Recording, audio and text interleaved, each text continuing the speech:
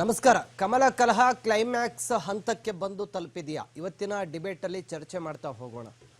ಸಾಕಷ್ಟು ದೊಡ್ಡ ಮಟ್ಟದಲ್ಲಿ ರಾಜ್ಯಾಧ್ಯಕ್ಷರ ಹುದ್ದೆಗೆ ಸಂಬಂಧಪಟ್ಟಂತೆ ಬಿಜೆಪಿಯ ಆಂತರಿಕ ವಲಯದಲ್ಲಿ ಸಾಕಷ್ಟು ಬಣ ಬಡಿದಾಟ ಶುರುವಾಗಿದೆ. ಈ ವಿಚಾರಕ್ಕೆ ಸಂಬಂಧಪಟ್ಟಂತೆ ದೆಹಲಿ ನಾಯಕರು ಈಗ ಸದ್ಯ ಮಧ್ಯಸ್ಥಿಕೆಯನ್ನು ವಹಿಸ್ತಾ ಇದ್ದು ಬಣ ಬಡಿದಾಟಕ್ಕೆ ಬ್ರೇಕ್ ಹಾಕುವಂತ ಪ್ರಯತ್ನ ಮಾಡ್ತಾ ಇದ್ದಾರೆ. ಬಣ ಬಡಿದಾಟಕ್ಕೆ ಬ್ರೇಕ್ ಹಾಕಬೇಕು ಅಂತಂದ್ರೆ ರಾಜ್ಯಾಧ್ಯಕ್ಷರ ಸ್ಥಾನ ಬದಲಾಗಲೇಬೇಕು ಅನ್ನೋದು ಬಣ ಬಡಿದಾಟದಲ್ಲಿ ರೆಬಲ್ ಆಗಿರುವಂತ ರೆಬಲ್ ನಾಯಕರ ಪಟ್ಟಾಗಿದೆ. ಆ ವಿಚಾರದಲ್ಲಿ ಇವತ್ತು ಚರ್ಚೆ ಮಾಡ್ತಾ ಇದ್ದೀವಿ. ಚರ್ಚೆಗೆ ಬಿಜೆಪಿ ವಕ್ತಾರರಿಗೆ ಆಹ್ವಾನ ಕೊಟ್ಟಿದ್ವಿ. ಯಾಕೋ ಬಿಜೆಪಿ ವಕ್ತಾರರು ನಮ್ಮ ಆಹ್ವಾನಕ್ಕೆ ಹೋಗೊಟ್ಟಿಲ್ಲ. ಇನ್ನು ನಮ್ಮ ಜೊತೆ ಎಪಿ ವಕ್ತಾರರಿದ್ದಾರೆ. ಇರ್ಷಾದ್ ಪಾಷಾ ಅವರು. ಸರ್ ನಮಸ್ಕಾರ ಸರ್, ಕಾರ್ಯಕ್ರಮಕ್ಕೆ ಸ್ವಾಗತ. ನಮ್ಮ ಜೊತೆ JDS ನ ವಕ್ತಾರರಿದ್ದಾರೆ. SG ವೀರಣ್ಣ ಅವರು. ಸರ್ ನಮಸ್ಕಾರ ಸರ್, ಕಾರ್ಯಕ್ರಮಕ್ಕೆ ಸ್ವಾಗತ. ಇನ್ನು ಕೆಲವು ನಿಮಿಷಗಳಲ್ಲಿ ನಮ್ಮ ಜೊತೆ ಕಾಂಗ್ರೆಸ್ ವಕ್ತಾರೆ ಕೂಡ ಜಾಯ್ನ್ ಆಗ್ತಾ ಇದ್ದಾರೆ. ಅವ್ರನ್ನು ನಾನು ಆಮೇಲೆ ಬರಮಾಡ್ಕೊಳ್ತೀನಿ. ಸದ್ಯ ನಾನೀಗ JDS ವಕ್ತಾರರು ನಮ್ಮ ಜೊತೆ ಇದ್ದಾರೆ, ಮಾತನಾಡಿಸ್ತಾ ಹೋಗ್ತೀನಿ. ಸರ್, ಒಂದ್ ಕಡೆ ಬಿಜೆಪಿಯ ಆಂತರಿಕ ಬಣ ಬಡಿದಾಟ ಏನಿದೆಯಲ್ಲ, ಇದು ಹೀಗೆ ಮುಂದುವರೆದ್ರೆ ಮುಂದಿನ ದಿನಮಾನಗಳಲ್ಲಿ ನಿಮ್ಮ ಮೈತ್ರಿಕೂಟ ಅಧಿಕಾರಕ್ಕೆ ಬರಬೇಕು ಅನ್ನುವಂಥ ಕನಸೇನಿದೆ, ಆ ಕನಸು ಕನಸಾಗಿ ಉಳಿಯುತ್ತೆ ಸರ್. ಗಂಡ ಹೆಂಡತಿ ಜಗಳ, ನೀವು ಕೂಸಾಗಿರೋರು, ನೀವು ಬಡವಾಗ್ತಾ ಇದ್ದೀರಿ. ನೋಡಿ, ಬಿಜೆಪಿಯ ಆಂತರಿಕ ಏನು ಭಿನ್ನಾಭಿಪ್ರಾಯ ಇದೆ, ಒಳ ಜಗಳ ಇದೆ, ಅದರಿಂದ ಮೈತ್ರಿಗೆ ಯಾವುದೇ ರೀತಿ ತೊಂದರೆ ಇಲ್ಲ. ಇದನ್ನು ಸನ್ಮಾನ್ಯ ಕುಮಾರಸ್ವಾಮಿಯವರೇ ಪತ್ರಿಕಾ ಹೇಳಿಕೆಯಲ್ಲಿ ಕೊಟ್ಟಿದ್ದಾರೆ, ತಾವು ಗಮನಿಸಿರ್ಬೋದು. ಇದು ಏನಾಗಿದೆ, ಈಗ ಯಾವುದೇ ರಾಜಕೀಯ ಪಕ್ಷ ಆಗಲಿ, ರಾಜಕೀಯ ಪಕ್ಷದಲ್ಲಿ ಆಂತರಿಕ ಚುನಾವಣೆ ಅನ್ನೋದು ಕೂಡ ಒಂದು ಸಂಘಟನೆಗೆ ಬಹುಮುಖ್ಯ ಪಾತ್ರ ವಹಿಸುತ್ತೆ. ಪ್ರತಿ 2 ವರ್ಷಕ್ಕೊಮ್ಮೆ ಆಂತರಿಕ ಚುನಾವಣೆ ಆಗುವ ಸಂದರ್ಭದಲ್ಲಿ ನಾಯಕರುಗಳ ಮಧ್ಯ ಭಿನ್ನಾಭಿಪ್ರಾಯಗಳು ಬರೋದು ಸಹಜ. ಯಾಕಂದರೆ ಒಂದೇ ರಾಜ್ಯಾಧ್ಯಕ್ಷ ಸ್ಥಾನ ಇರುತ್ತೆ. ರಾಜ್ಯಾಧ್ಯಕ್ಷ ಸ್ಥಾನಕ್ಕೆ ಹಲವಾರು ಆಕಾಂಕ್ಷಿಗಳಿದ್ದಾಗ ಏನಾಗುತ್ತೆ, ಈ ರೀತಿ ಭಿನ್ನಾಭಿಪ್ರಾಯಗಳು ಇಲ್ಲ ಅಂದರೆ ಏನೋ ಒಂದು, ಹೇಗೆ ಈಗ ಜಿಲ್ಲಾಧ್ಯಕ್ಷರುಗಳು ಇತ್ತೀಚೆಗೆ 23 ಜಿಲ್ಲಾಧ್ಯಕ್ಷರುಗಳ ನೇಮಕ ಆಯಿತು. ಯಾವ ರೀತಿ ಆಯಿತು? ಆಂತರಿಕ ಪ್ರಜಾಪ್ರಭುತ್ವ ಚುನಾವಣಾ ಮೂಲಕ ಆಯಿತು. ಅಂದರೆ ಈಗ ಏನು ಇಲ್ಲಿ ಕೆಲವು ಬಣ ಇದು ಮಾಡಿಕೊಂಡು ಈಗ ದೆಹಲಿಗೆ ಹೋಗಿದ್ದಾರೆ, ಅಲ್ಲಿ ಹೈಕಮಾಂಡ್ನ ಭೇಟಿ ಮಾಡ್ತಾ ಇದ್ದಾರೆ, ಈ ರೀತಿ ಇದ್ದಾರೆ. ಇವರೆಲ್ಲನೂ ಕೂಡ ಸಂಘಟನೆಯಲ್ಲಿ ಪ್ರಾಮುಖ್ಯತೆ ತೋರಿಸಬೇಕಿತ್ತು, ಅಥವಾ ಆಂತರಿಕ ಚುನಾವಣೆಯಲ್ಲಿ ಭಾಗವಹಿಸುವುದರ ಮೂಲಕ ಅವರು ರಾಜ್ಯಾಧ್ಯಕ್ಷನೋ ಅಥವಾ ಜಿಲ್ಲಾಧ್ಯಕ್ಷನೋ ಆಗುವ ಒಂದು ಇದು ಪಾತ್ರ ವಹಿಸಬೇಕಿತ್ತು. ಆದರೆ ಇಲ್ಲಿ ಏನಾಗ್ತಾ ಇದೆ, ಈಗ 23 ಜಿಲ್ಲಾಧ್ಯಕ್ಷರು ಆಯ್ಕೆ ಆಗಿರೋರನ್ನ ವಿರೋಧಿಸಿ, ಅಂದರೆ ಇವರು ನಮ್ಮ ಬಣ ಅಲ್ಲ, ಅವ್ರ ಬಣ, ಈ ಥರ ಬಣ ಇದು ಆಗ್ತಾ ಇದೆ. ಇದು ಸಹಜ. ಇದು ಆಂತರಿಕ ಇದರ ಪ್ರಜಾಪ್ರಭುತ್ವದಲ್ಲಿ. ಇದು ಹೊರಗಡೆ ಇದಕ್ಕೆ ಏನು ನಾಗರಿಕರಿಗಾಗಲಿ ವಿರೋಧ ಪಕ್ಷವಾಗಿ ರಾಜ್ಯಕ್ಕಾಗಲಿ ಯಾವುದೇ ರೀತಿ ತೊಂದರೆ ಆಗೋದಿಲ್ಲ. ಇದು ಇವತ್ತು ಯತ್ನಾಳ್ ಅವರಿಗೆ ಕೇಂದ್ರ ಶಿಸ್ತು ಸಮಿತಿಯಿಂದ ಸದಸ್ಯ ಕಾರ್ಯದರ್ಶಿಯವರು ಒಂದು ಕಾರಣ ಕೇಳಿ ನೋಟಿಸ್ ಕೂಡ ಕೊಟ್ಟಿದ್ದಾರೆ, ಓಂ ಪಾತಕ್ರವರು. ಮತ್ತು DV ಸದಾನಂದ ಗೌಡರು ಕೂಡ ಒಂದು ಪತ್ರಿಕೆ ಹೇಳಿಕೆ ಕೂಡ ಕೊಟ್ಟಿದ್ದಾರೆ. ಅಂದರೆ ಯಾವ ರೀತಿ ಒಳ ಜಗಳ ಇದೆ. ಈಗ ಡೆಲ್ಲಿನಲ್ಲಿ ಬಿಜೆಪಿ ಅಭೂತಪೂರ್ವ ಜಯ ಸಾಧಿಸ್ತು 33 ವರ್ಷಗಳ ನಂತರ. ಅದೇ ರೀತಿ ಕರ್ನಾಟಕದಲ್ಲಿ ನೆಕ್ಸ್ಟು ಚುನಾವಣೆಗಳಲ್ಲಿ ಬಿಜೆಪಿ ಮಿತ್ರ ಪಕ್ಷ JDS ಅಂದರೆ ನಾವು ಅಧಿಕಾರಕ್ಕೆ ಬರಬೇಕು ಅಂದರೆ ಒಳ ಜಗಳಗಳೆಲ್ಲ ತೊರೆದು, ಹೌದು ಮುಂದಿನ ಏನು ಚುನಾವಣೆಗಳಿರ್ತವೆ ಆ ಸಂದರ್ಭದಲ್ಲಿ ಅದನ್ನು ಮಾಡಬೇಕಾಗುತ್ತೆ. ಆಂತರಿಕ ಚುನಾವಣೆ ಸಂದರ್ಭದಲ್ಲಿ ಕೆಲವು ತಿಂಗಳುಗಳು, ಒಂದು 2-3 ತಿಂಗಳುಗಳು ಈ ಪರಿಸ್ಥಿತಿ ಇದ್ದೇ ಇರುತ್ತೆ. ಅದನ್ನು ಏನು ಮಾಡಲಿಕ್ಕೆ ಆಗೋದಿಲ್ಲ. ಹೆಚ್ಚು ಕಡಿಮೆ ಕಾಂಗ್ರೆಸ್ ಪಕ್ಷ ಅಧಿಕಾರಕ್ಕೆ ಬಂದು 2 ವರ್ಷ ಮುಗೀತು. 2 ವರ್ಷದಲ್ಲಿ ಬಿಜೆಪಿಯಲ್ಲಿ ರಾಜ್ಯಾಧ್ಯಕ್ಷರ ವಿಚಾರದಲ್ಲಿ ಉಂಟಾಗಿರುವಂಥ ಗೊಂದಲ, ಆಯ್ಕೆ ಪ್ರಕ್ರಿಯೆಯೇ ಸಾಕಷ್ಟು ವಿಳಂಬ ಆಗೋಯಿತು. ಅದಾದಮೇಲೆ ಅದರ ಗೊಂದಲಗಳು ಇಲ್ಲಿವರೆಗೂ ಮುಂದುವರ್ಕೊಂಡು ಬಂತು. ಹೆಚ್ಚು ಕಡಿಮೆ ನೀವು ಅವ್ರ ಜೊತೆ ಮೈತ್ರಿಯಾಗಿ 1 ವರ್ಷ ಆಯಿತು. ಸೊ ನಿಮ್ಮ ಪಕ್ಷದ ಆಂತರಿಕ ವಲಯದಲ್ಲೂ ಕೂಡ ರಾಜ್ಯಾಧ್ಯಕ್ಷರ ಹುದ್ದೆಯಲ್ಲಿ ಸಾಕಷ್ಟು ಅಸಮಾಧಾನಗಳಿದೆ, ಒಂದಷ್ಟು ಚರ್ಚೆಗಳಿದೆ. ಆ ವಿಚಾರದಲ್ಲಿ ಒಂದು ಸ್ವಲ್ಪ ತಾವು ಸ್ಪಷ್ಟೀಕರಣ ಕೊಡೋದಾದ್ರೆ. ನೋಡಿ, ನಮ್ಮಲ್ಲೂ ಕೂಡ ಆಂತರಿಕ ಪ್ರಜಾಪ್ರಭುತ್ವ ಇದೆ, ಚುನಾವಣೆಗಳು ತಯಾರಿ ಆಗಿದೆ. ಈಗಾಗಲೇ ರಾಜ್ಯ ಚುನಾವಣಾಧಿಕಾರಿ ಕೂಡ ನೇಮಕ ಆಗಿದ್ದಾರೆ. ಸನ್ಮಾನ್ಯ ಮಾಜಿ ಶಾಸಕರಾದ ತಿಪ್ಪೇಸ್ವಾಮಿಯವರು ರಾಜ್ಯ ಚುನಾವಣಾಧಿಕಾರಿ ಆಗಿದ್ದಾರೆ. ಅದೇ ರೀತಿ ಜಿಲ್ಲಾ ಚುನಾವಣಾಧಿಕಾರಿಗಳು ಕೂಡ ನೇಮಕ ಆಗಿದ್ದಾರೆ. ಸಂಘಟನಾತ್ಮಕವಾಗಿ ಅಂದರೆ ಏನು ಸಕ್ರಿಯ ಕಾರ್ಯಕರ್ತರಿದ್ದಾರೆ, ರಿನ್ಯೂವಲ್ ಇದು ಎಲ್ಲ ಆಗಿದೆ. ಅಂದರೆ ಒಂದು ಕ್ಯಾಲೆಂಡರ್ ಆಫ್ ಇವೆಂಟ್ಸ್ ಇದೆ. ಅದ್ರ ಪ್ರಕಾರನೇ ಚುನಾವಣಾ ಯಾವ ರೀತಿ ನಡಿಬೇಕು, ಅದೇ ರೀತಿ ಆಸಕ್ತಿ ಇರೋವಂಥವ್ರು ಯಾರು ಬೇಕಾದರೂ ಪಾರ್ಟಿಸಿಪೇಟ್ ಮಾಡ್ಬೋದು. ಒಬ್ರಿಗಿಂತ ಹೆಚ್ಚು ಅರ್ಜಿ ಬರಲಿಲ್ಲ ಅಂದರೆ ಯುನಾನಿಮಸ್ ಆಗಿ ಅವರೇ ಸೆಲೆಕ್ಟ್ ಆಗ್ತಾರೆ. ಎಲೆಕ್ಟ್ ಆಗಬೇಕು ಅಂತ ಹೇಳಿದ್ರೆ ಒಬ್ರಿಗಿಂತ ಜಾಸ್ತಿ ಆಕಾಂಕ್ಷಿಗಳಿದ್ರೆ ಚುನಾವಣೆ ನಡೆಯುತ್ತೆ. ಯಾರು ಸಕ್ರಿಯ ಕಾರ್ಯಕರ್ತರು ಹೆಚ್ಚು ಒಲವು ತೋರಿಸ್ತಾರೋ ಅವರು ಚುನಾಯಿತ ಅಧ್ಯಕ್ಷರಾಗ್ತಾರೆ. ಜಿಲ್ಲಾಧ್ಯಕ್ಷರಿರ್ಬೋದು, ರಾಜ್ಯಾಧ್ಯಕ್ಷರಿರ್ಬೋದು. ಅದಕ್ಕೆ ಆದಂಥ ಕೆಲವು ಪಕ್ಷದ ಏನು ನಿಯಮಗಳಿದೆ, ಬೈಲಾ ಇದೆ. ಅದ್ರ ಪ್ರಕಾರ ಚುನಾವಣೆಗಳು ಈಗಾಗಲೇ ಪ್ರಕ್ರಿಯೆ ಪ್ರಾರಂಭ ಆಗಿದೆ. ಅದ್ರ ಮೂಲಕ ನಮ್ಮ ಜಿಲ್ಲಾಧ್ಯಕ್ಷರಿರ್ಬೋದು, ರಾಜ್ಯಾಧ್ಯಕ್ಷರಿರ್ಬೋದು ಸೆಲೆಕ್ಟ್ ಆಗ್ತಾರೆ. ಇಲ್ಲಿ ಯಾವುದೇ ರೀತಿ ಒಂದು ಬಯಾಸ್ ಇದಿಲ್ಲ. ಎಲ್ಲರಿಗೂ ಒಂದು ಸಕ್ರಿಯ ಕಾರ್ಯಕರ್ತರು ಎಲ್ಲರಿಗೂ ಕೂಡ ಒಂದು ಮುಕ್ತ ಅವಕಾಶ ಇದೆ. ಇನ್ನೂ 2.5-3 ವರ್ಷ ಟೈಮ್ ಇರೋದಷ್ಟೇ. ಪಕ್ಷ ಸಂಘಟನೆ ಮಾಡಿಕೊಂಡು ನೀವೆಲ್ಲ ಹೊಂದಾಣಿಕೆ ಮಾಡಿಕೊಂಡು ಈ ಬಣಬಡಿದಾಟಗಳನ್ನೆಲ್ಲ ದೂರ ಮಾಡಿಕೊಂಡು ಚುನಾವಣೆಗೆ ಹೋಗಬೇಕು ಅಂತಂದರೆ, ಸೊ ಈಗಲೂ ಕೂಡ ಇನ್ನೂ ಒದ್ದಾಟದಲ್ಲೇ ಇದ್ದೀರಿ. ಕಳೆದ 2.5 ವರ್ಷದಿಂದಲೂ ಕೂಡ BJPಯಲ್ಲಿ ಅದಾಗ್ತಾ ಇದೆ, JDS ಅಲ್ಲೂ ಅದಾಗ್ತಾ ಇದೆ. ಇನ್ನೂ 2.5 ವರ್ಷ ಸಮಯ ಇದೆ. ಇಷ್ಟೊತ್ತಿಗಾಗಲೇ ಸಂಘಟನೆಗೆ ಬೇಕಾಗಿರುವಂಥ ಎಲ್ಲ ಚಾತುರ್ಯವನ್ನು ಕಂಡುಕೊಳ್ಬೇಕಾಗಿತ್ತು, ಅದಾಗಿಲ್ಲ. ಸೊ ಹೀಗಾಗಿ ಮುಂದಿನ ದಿನಗಳಲ್ಲಿ ಅಧಿಕಾರಕ್ಕೆ ಬರುವಂತ ಕನಸಾಗಿ ಉಳಿಯುತ್ತಾ ಅನ್ನುವಂಥ ಪ್ರಶ್ನೆನ ನಾನು ನಿಮ್ಗೆ ಅದಕ್ಕೆ ಕೇಳಿದೆ. ನೋಡಿ ಈಗಿನ ರಾಜ್ಯ ಸರ್ಕಾರ ಏನಿದೆ, 20 ತಿಂಗಳು ಕಳೆದಿದೆ ರಾಜ್ಯ ಸರ್ಕಾರ ಬಂದು. ಏನಾಯ್ತು, ಚುನಾವಣೆಗೆ ಮೊದಲು ಇವ್ರು ಏನ್ ಹೇಳಿದ್ರು, 5 ಗ್ಯಾರಂಟಿಗಳು ಕೊಡ್ತೀವಿ ಅಂತ ಹೇಳಿದ್ರು, ಯಾವುದೇ ಬೆಲೆ ಏರಿಕೆ ಮಾಡೋದಿಲ್ಲ ಅಂತ ಹೇಳಿದ್ರು, ಮತ್ತೆ ಭ್ರಷ್ಟಾಚಾರ ರಹಿತ ಆಡಳಿತ ಕೊಡ್ತೀವಿ ಅಂತ ಹೇಳಿದ್ರು. ಇವತ್ತು ಏನಾಗ್ತಾ ಇದೆ, ಎಲ್ಲ ಭ್ರಷ್ಟಾಚಾರ ಆಡಳಿತನೇ ಆಗಿದೆ. ಎಲ್ಲ ಆಡಳಿತದಲ್ಲೂ ವೈಫಲ್ಯ ಕಂಡಿದ್ದಾರೆ. ಬೆಲೆ ಏರಿಕೆ ಅಂತೂ ಗಗನಕ್ಕೇರಿದೆ. ಎಲ್ಲ ಇಲಾಖೆಗಳಲ್ಲೂ ಬೆಲೆ ಏರಿಕೆ ಮಾಡಿದ್ದಾರೆ.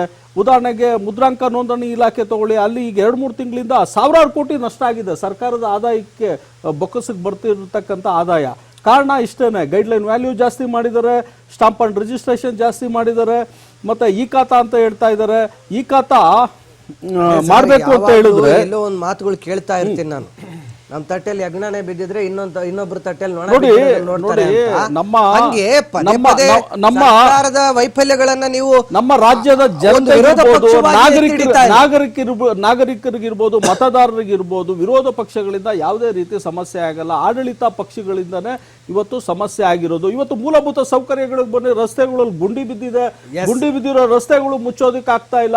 ಇವತ್ತು ಅಂಗನವಾಡಿ ಕಾರ್ಯಕರ್ತರು ಇರ್ಬೋದು, ಆಶಾ ಕಾರ್ಯಕರ್ತರು ಇರ್ಬೋದು, ಅವರು ಕನಿಷ್ಠ ವೇತನ ಕೊಡಿ ಅಂತ ಕನಿಷ್ಠ ವೇತನ ಕೊಡಿ ಅಂತ ಕೇಳ್ತಾ ಇದ್ದಾರೆ. ಕನಿಷ್ಠ ವೇತನ ಕೊಡಕ್ಕಾಗ್ತಾ ಇಲ್ಲ ಅಂತ ಕೆಳ ಹಂತದ ಸಮಾಜದ ನೌಕರರಲ್ಲಿ ಒಂದು ಸದೃಢ ನಾಯಕತ್ವ ಬೇಕು. ನಾಯಕತ್ವ ಬರೋವರೆಗೂ ಕೂಡ ಆಡಳಿತ ಪಕ್ಷನೂ ಎಚ್ಚೆತ್ತುಕೊಳ್ಳೋದಿಲ್ಲ. ಅವೆಲ್ಲ ಬೆಂಬಲ